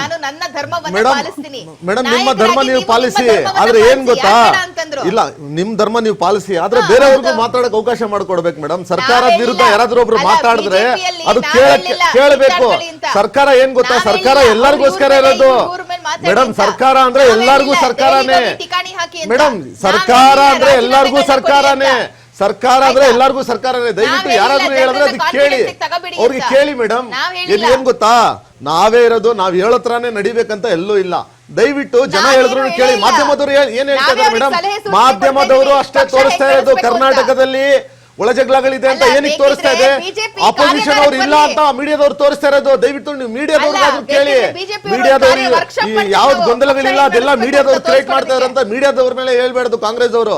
ದಯವಿಟ್ಟು ಅಪೋಸಿಷನ್ ಇಲ್ಲ ಅಂದ್ರೆ ಅಟ್ಲೀಸ್ಟ್ ಮೀಡಿಯಾದವ್ರು ಇದಾರಿಲ್ಲ, ಮೀಡಿಯಾದವ್ರು ತೋರಿಸ್ತಾ ಇದಾರಿಲ್ಲ ನಿಮ್ಮ ಮುಖವಾಡ, ನೀವ್ ಏನೇನ್ ಮಾಡ್ತಾ ಇದೀರಾ ಕಾಂಗ್ರೆಸ್ ಅವರು, ನೀವು ಬಂದು ಏನೇನ್ ಮಾಡಿದೀರಾ ಅಂತ ಅದ್ರ ತೋರಿಸ್ಕೊಡ್ತಾ ಇದ್ರಲ್ಲ ಮೇಡಮ್. ಇವಾಗ 3 ತಿಂಗಳಿಂದ ಗೃಹಲಕ್ಷ್ಮಿ ದುಡ್ಡು ಬಂದಿಲ್ಲ, ಅದ್ರ ಬಗ್ಗೆ ಯಾರು ಮಾತಾಡ್ತಾ ಇಲ್ಲ. ಗ್ಯಾರಂಟಿ ಕೊಟ್ಬಿಟ್ಟು ಬಂದಿರೋ ಗ್ಯಾರಂಟಿಗಳೇ ಗ್ಯಾರಂಟಿ ಕೊಡಕ್ ಆಗ್ತಾ ಇಲ್ಲ. 3 ತಿಂಗಳಾಯ್ತು ಮೇಡಮ್, ಗೃಹಲಕ್ಷ್ಮಿ ದುಡ್ಡು ಬಂದಿಲ್ಲ. ಯಾರು ಕೇಳ್ತಾ ಇದಾರೆ? ಅಪೋಸಿಷನ್ ಇಲ್ಲ ಮೇಡಮ್. ಎಲ್ಲ ಆಗ್ತೀರಾ, ಬರೀ ಎಲೆಕ್ಷನ್ ಇದ್ರೆ ಮಾತ್ರ ಆಗ್ತೀರಾ. ಎಲೆಕ್ಷನ್ ಇದ್ರೆ 2 ತಿಂಗಳು ಸೇರಿಸ್ಬಿಟ್ಟು ಆಗ್ತೀರಾ. ಎಲೆಕ್ಷನ್ ಆಗಿದ ತಕ್ಷಣ ಅದ್ರ ಬಗ್ಗೆ ಮಾತಾಡಲ್ಲ. ಏನಕ್ಕೆ ಮಾತಾಡಲ್ಲ ಅದ್ರ ಬಗ್ಗೆ? ಒಂದ್ ಕೆಲಸ ಮಾಡಿ ಮೇಡಮ್, ಒಂದ್ ವರ್ಷ ಆಗ್ಬಿಡಿ, 1 ವರ್ಷದ ದುಡ್ಡು ಸೇರಿಸ್ಬಿಟ್ಟು ಆಗ್ಬಿಡ್ತೀರಾ? ನೋಡಿ ಮೇಡಮ್, ಏನ್ ಗೊತ್ತಾ, ಸರ್ಕಾರ ನಡೆಸ್ತಾ ಇದ್ದೀರಾ ಅಂತ ಆರೋಗ್ಯ ಇರ್ಬಾರ್ದು. ಜನರ ಬಗ್ಗೆ ಸ್ವಲ್ಪ ಯೋಚನೆ ಮಾಡ್ಬೇಕು. ಕಾಂಗ್ರೆಸ್ ಅದೇ ವರ್ತನೆ ತೋರಿಸ್ತಾ ಇರೋದು. ಏನ್ ಮಾಡ್ತಾ ಇದಾರೆ ಕಾಂಗ್ರೆಸ್ ಮೇಡಮ್? ಬ್ರಾಂಡ್ ಬೆಂಗಳೂರು ಏನಾಯ್ತು ಮೇಡಮ್? ಬ್ರಾಂಡ್ ಬೆಂಗಳೂರು ನಿಮ್ದು ಏನಾಯ್ತು? ಬ್ರಾಂಡ್ ಬೆಂಗಳೂರು ಏನಕ್ಕೆ ಗ್ರೇಟರ್ ಬೆಂಗಳೂರು ಬಗ್ಗೆ ಚರ್ಚೆ ಮಾಡ್ತಾ ಇದ್ದೀರಾ? ಬ್ರಾಂಡ್ ಬೆಂಗಳೂರಲ್ಲಿ ಲೂಟಿ ಮಾಡಿ ಸಾಕಾಯ್ತಾ ಇವಾಗ? ಗ್ರೇಟರ್ ಬೆಂಗಳೂರು ಹೆಸರಲ್ಲಿ ಲೂಟಿ ಮಾಡ್ತೀರಾ ಇವಾಗ? ಒಂದ್ ರೋಡ್ ಹಾಕಕ್ಕೆ ಇದಾಗಿಲ್ಲ ಕಾಂಗ್ರೆಸ್ ಸರ್ಕಾರ. ಬೆಂಗಳೂರಲ್ಲಿ ಗುಂಡಿಗಳು ಬಿಟ್ಟು ಜನ ಸಾಯ್ತಾ ಇದಾರೆ, ಅದ್ರ ಬಗ್ಗೆ ಯಾರು ಮಾತಾಡ್ತಾ ಇಲ್ಲ. ಸುಮ್ಮನೆ ಸ್ಟುಡಿಯೋಲ್ ಕೂತ್ಕೊಂಡು ಏನೇನೋ ಮಾತಾಡೋದಿಲ್ಲ ಮೇಡಮ್. ಯೋಚನೆ ಮಾಡ್ಬೇಕು. ಸರ್ಕಾರ ಅಂತ ಜನ ಆಯ್ಕೆ ಮಾಡಿದ್ಮೇಲೆ ಅರವಿಂದ್ ಕೇಜ್ರಿವಾಲ್ ಬಗ್ಗೆ ನೋಡಿ ಮೇಡಮ್, ಅರವಿಂದ್ ಕೇಜ್ರಿವಾಲ್ ಬಗ್ಗೆ ಮಾತಾಡೋ ಪ್ರಶ್ನೆ ಇಲ್ಲ. ಸದ್ಯಕ್ಕೆ ಕರ್ನಾಟಕದ ಬಗ್ಗೆ ಮಾತಾಡಬೇಕು. ಡೆಲ್ಲಿಯಲ್ಲಿ ಜನ ಉತ್ತರ ಕೊಟ್ಟಿದ್ದಾರೆ, ನಾವು ಜನ ಕೊಟ್ಟಿರೋ ಉತ್ತರಕ್ಕೆ ನಾವು ತಲೆ ಬಗ್ಸಿದೀವಿ. ಅದ್ರ ಬಗ್ಗೆ ಬೇಡ ಇವಾಗ. ನೀವು ಅದೇ ಮಿಸ್ಟೇಕ್ ನೀವು ಮಾಡಬೇಡಿ ಅಂತ ನಿಮ್ಗೆ ಹೇಳ್ತಾ ಇರೋದು. ದಯವಿಟ್ಟು ನೀವು ಬೆಂಗಳೂರು ಕಡೆ ಗಮನ ಕೊಡಿ. ಏನ್ ಮಾಡ್ತಾ ಇದ್ದೀರಾ? ಎಲ್ಲಿದ್ದಾರೆ DK ಶಿವಕುಮಾರ್? ಬೆಂಗಳೂರು ಬಗ್ಗೆ ಏನ್ ಕಾಳಜಿ ತೋರಿಸ್ತಾ ಇದಾರೆ ಅವರು? ಏನಾದ್ರು ನೋಡಿ ಮೇಡಮ್, ರಾಜಕೀಯದಲ್ಲಿ ಸೋಲು ಗೆಲುವುದು ಇದ್ದೇ ಇರುತ್ತೆ. ಸೋಲಿದ ತಕ್ಷಣ ಯಾರು ಗೆಲ್ತಾರ ಅವ್ರಿಗೆ ಮಾತ್ರ ರಾಜರು. ಸೋಲಿದ ತಕ್ಷಣ ಅವ್ರೆಲ್ಲ ಏನೂ ಇಲ್ಲ ಅಂತ ಎಲ್ಲೂ ಇಲ್ಲ. ಸೋಲಿದ ಮೇಲೇನು ಜನ ಕೈ ಹಿಡಿತಾರೆ ಮೇಡಮ್. ಅಪೋಸಿಷನ್ ಅಲ್ಲಿ ಇದು ಮೇಡಮ್, ಅಪೋಸಿಷನ್ ಅಲ್ಲಿ ಇರ್ತೀವಿ, ಅದು ತೋರಿಸ್ಕೊಡ್ತೀವಿ. ಅಪೋಸಿಷನ್ ಎಲ್ಲಿ ಹೆಂಗ್ ಮಾಡ್ಬೇಕಂತ ಮೇಡಮ್ ನೀವು ಇದ್ರ ಬಗ್ಗೆ ಮಾತಾಡಿ. ಏನು ಓಪನ್ ಮಾಡಿದೀರಾ? ಆ ಫ್ಲೈಓವರ್ ಬಗ್ಗೆ ನಾವು ಹೋರಾಟ ಮಾಡಿದಕ್ಕೆ ನೀವು ಫ್ಲೈಓವರ್ ಓಪನ್ ಮಾಡಿದ್ದು. ಆ ಫ್ಲೈಓವರ್ ಅಲ್ಲಿ ಎಷ್ಟು ಭ್ರಷ್ಟಾಚಾರ ಮಾಡಿದೀರಾ ಅಂತ ಅದ್ರ ಬಗ್ಗೆ ಯಾರಾದ್ರೂ ಮಾತಾಡಿದಾರ? ಮೇಡಮ್ ಯಾವ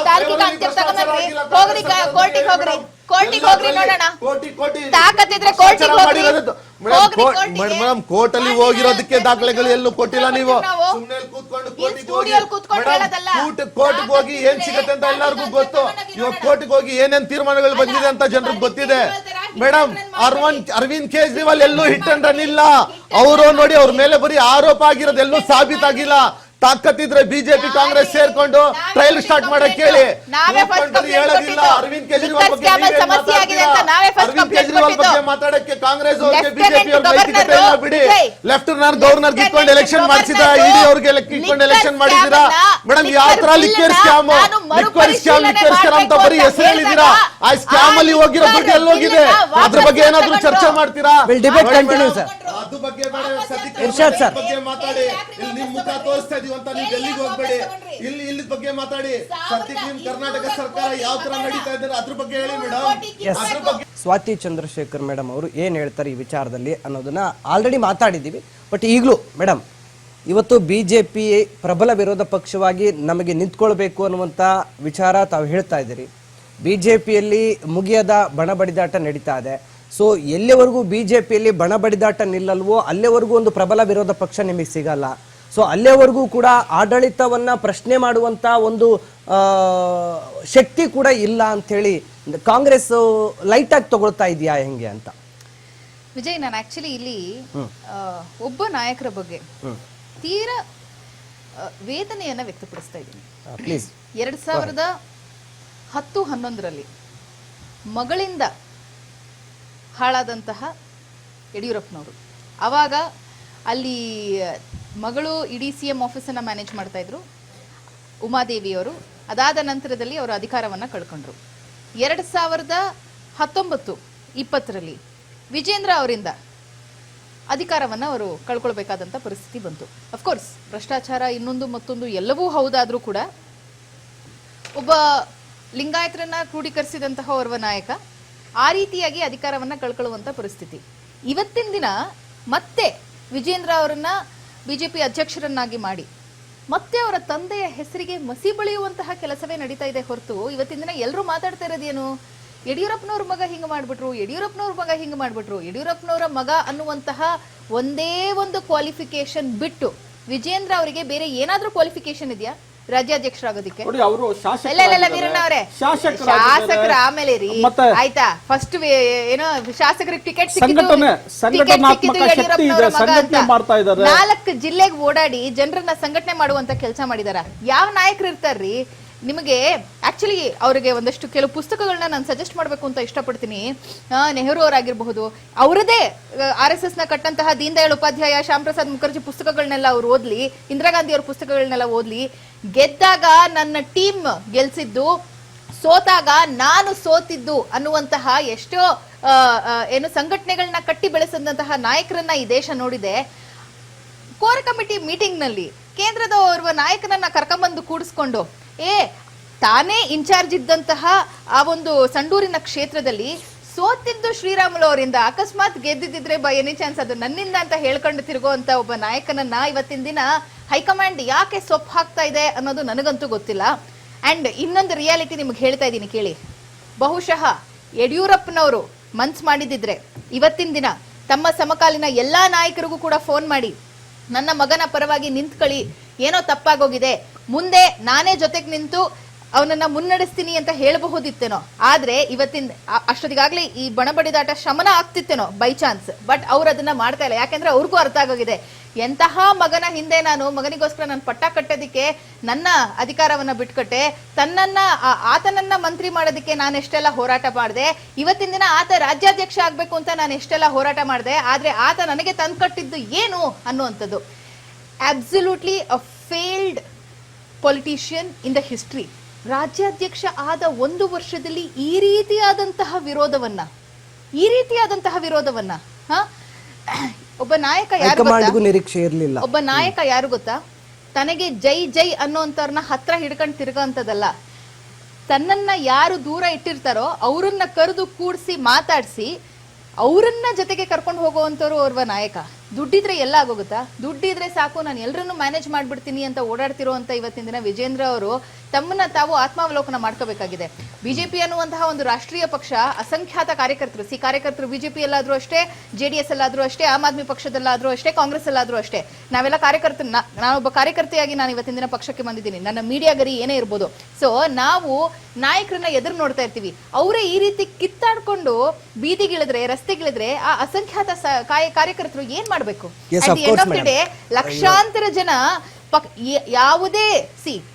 ಯಾವುದೇ ಆಸೆ ಇಲ್ಲದೆ, ಯಾವುದೇ ಅಧಿಕಾರದ ದಾಹ ಇಲ್ಲದೆ, ಕೇವಲ ನಾನು ನಂಬಿರುವಂತಹ ಒಂದು ಸಿದ್ಧಾಂತ, ಅದು ಯಾವುದೇ ಪಕ್ಷದಲ್ಲಾಗಿರ್ಲಿ, ಅಧಿಕಾರಕ್ಕೆ ಬರಬೇಕು ಅನ್ನುವಂತ ಒಂದು ಹೋರಾಟವನ್ನ ಮಾಡ್ತಾರೆ. ಇವತ್ತಿನ ದಿನ ದುಡ್ಡಿದೆ, ನನ್ನ ಹತ್ರ ನಾನು ಯಡಿಯೂರಪ್ಪನವರ ಮಗ ಅನ್ನುವಂತ ಒಂದು ಟ್ಯಾಗ್ ಇದೆ, ನಾನು ಲಿಂಗಾಯತ ನಾಯಕ ಅಂತ ಮುಂದೆ ಆಗಬಹುದು ಅನ್ನುವಂತಹ ಒಂದು ನಿರೀಕ್ಷೆ ಲಿಂಗಾಯತ ಸಮುದಾಯದಲ್ಲಿ ಇದೆ ಅನ್ನುವಂತಹ ಭ್ರಮೆಯನ್ನ ತಲೆಗೆ ಹೊತ್ಕೊಂಡು ಬಿಜೆಪಿ ಪಕ್ಷವನ್ನ ರಾಜ್ಯದಲ್ಲಿ ಕಟ್ಟಿ ಬೆಳೆಸಿದ್ದು ಯಡಿಯೂರಪ್ಪನವ್ರ ಕುಟುಂಬ ಇವತ್ತು ಅವರ ಕುಡಿನೇ ಇವತ್ತು ಬಿಜೆಪಿಯನ್ನ ನಾಶ ಮಾಡ್ತಾ ಇದೆ ಅಂತ ತಾವ್ ಹೇಳ್ತಾ ಇದ್ದೀರಿ.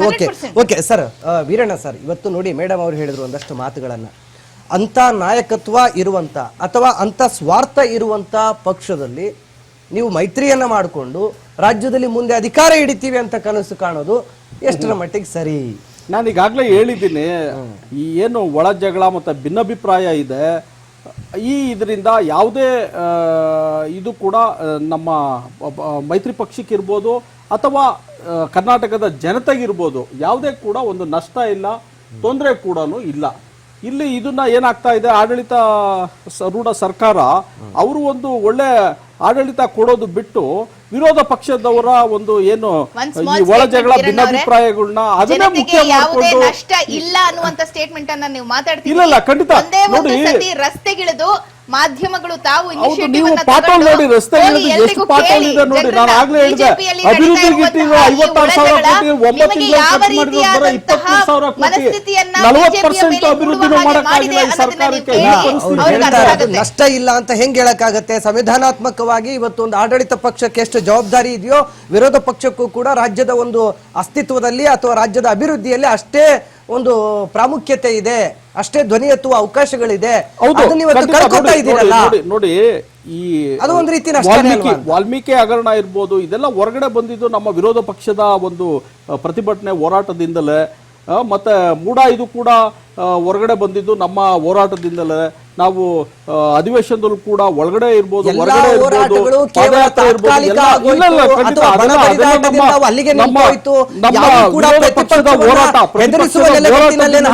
ನಡೆದಿದ್ದು. ಪ್ರತಿಪಕ್ಷಕ್ಕೆ ಬಿಸಿ ಮುಟ್ಟಿಸುವ ರೀತಿ ಯಾವ ಹೋರಾಟಗಳು ವಾಲ್ಮೀಕಿ ಹೋರಾಟ ವಿಚಾರದಲ್ಲಿ ರಾಜ್ಯಾದ್ಯಂತ ಹೋರಾಟ ಮಾಡಬೇಕಾದ ವಿಜೇಂದ್ರ ಅವರು ಕೆಲವೊಂದು ಜಿಲ್ಲೆಗಳ ಹೊರತಾಗಿ ರಾಜ್ಯಾಧ್ಯಕ್ಷರ ನೇತೃತ್ವದಲ್ಲಿ ಹೋರಾಟಗಳಾಯ್ತು. ಇಲ್ಲ, ಹೋರಾಟ ವಿರೋಧ ಪಕ್ಷದ ಕೆಲಸಕ್ಕೆ ಇವತ್ತು ಆಡಳಿತ ಪಕ್ಷ ಅದರ ಜವಾಬ್ದಾರಿನ ನಿಭಾಯಿಸೋದು ಬಿಟ್ಟು ಅವರಲ್ಲೇ ಪವರ್ ಶೇರಿಂಗ್ ಕಿತ್ತಾಟ ನಡೀತಾ ಇದೆ. ಅದೆಲ್ಲ ಗೊತ್ತಿದೆ ಸರ್. ಇಲ್ಲಿ ಕೂತ್ಕೊಂಡು ಬೇರೆಯವ್ರಿಗೆ ನಾವು ಬುದ್ಧಿ ಹೇಳೋದು ಬಹಳ ಈಸಿ. ಮೇಡಮ್ ಅವ್ರು ಹೇಳ್ತಾ ಇದ್ರು, ಯಡಿಯೂರಪ್ಪ ಅವ್ರ ಮಗಳು CM ಆಫೀಸ್ ನಡೆಸ್ತಾ ಇದ್ರು, ಯಡಿಯೂರಪ್ಪ ಅವ್ರ ಮಗದಿಂದ ಹೆಸರು ಹಾಳಾಯ್ತು ಅಂತ. ಅದೇ ಮಾತು ಕಾಂಗ್ರೆಸ್ ಅವ್ರಿಗೂ ಅಪ್ಲೈ ಆಗತ್ತೆ. ಸಿದ್ದರಾಮಯ್ಯ ಅವ್ರ ಮಕ್ಳು ಎಲ್ಲಿದ್ದಾರೆ? ಅವರು ರಾಜಕೀಯದಲ್ಲಿನೇ ಇರೋದು. ಕೂಡದಲ್ಲಿ ಯಾರ್ ಸೈಡ್ಗಳು ತಗೊಂಡಿರೋದು? ಯಡಿಯೂರಪ್ಪ ಅವ್ರ ಮಕ್ಳು ತಗೊಂಡಿದಾರ, ಸಿದ್ದರಾಮಯ್ಯ ಅವ್ರ ಮಕ್ಳು ತಗೊಂಡಿದಾರ? ನೀವು ರಾಜಕೀಯದಲ್ಲಿ ಬಂದು ರಾಜಕಾರಣ ಮಾಡಿರೋದು, ಕುಟುಂಬದ ರಾಜಕಾರಣ ಮಾಡ್ಕೊಂಡೇ ಬರ್ತಾ ಇದ್ದೀರಾ.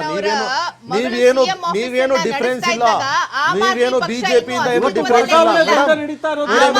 ಅಸ್ತಿತ್ವದಲ್ಲಿ ಇಲ್ಲ ಅಂತ ಎರಡು ಸ್ಟೇಟ್ ಅಲ್ಲಿ ಕಳಿಸಿದ್ರಿ ಮನೆಗೆ. ದಯವಿಟ್ಟು ಈ ಮಾತಾಡೋದು ಬಿಡಿ.